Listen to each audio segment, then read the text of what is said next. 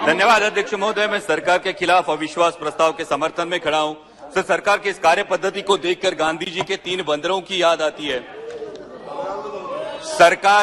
सरकार के खिलाफ कुछ भी मत सुनो, चुनाव छोड़ के देश के हालात मत देखो और विपक्ष के नेताओं को आइस करके उनकी बोलती बंद करो।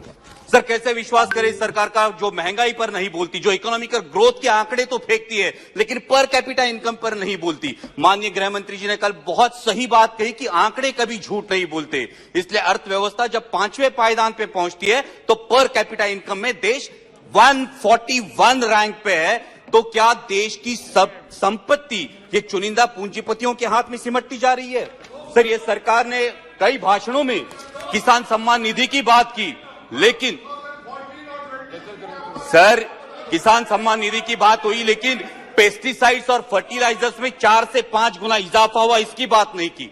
अभी माननीय अर्थमंत्री जी बोल रही थी तब उन्होंने टमाटर के बारे में इंटरवेंशन की बात की, लेकिन सर पिछले 4-5 सालों से हमारे किसान टमाटर सड़क पर फेंक रहे थे तो उन किसानों के आंसू पोंछने ये सरकार नहीं गई। सर, वही हाल आज प्याज के दामों का है।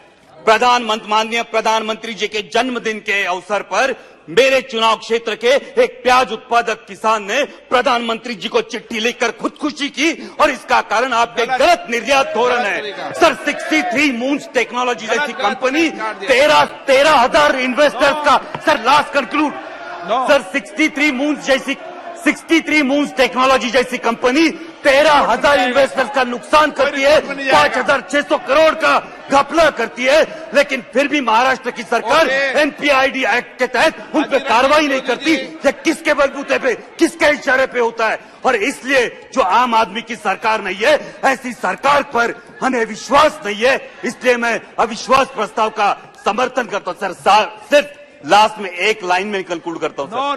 सर, एक लाइन में कंक्लूड करता हूं।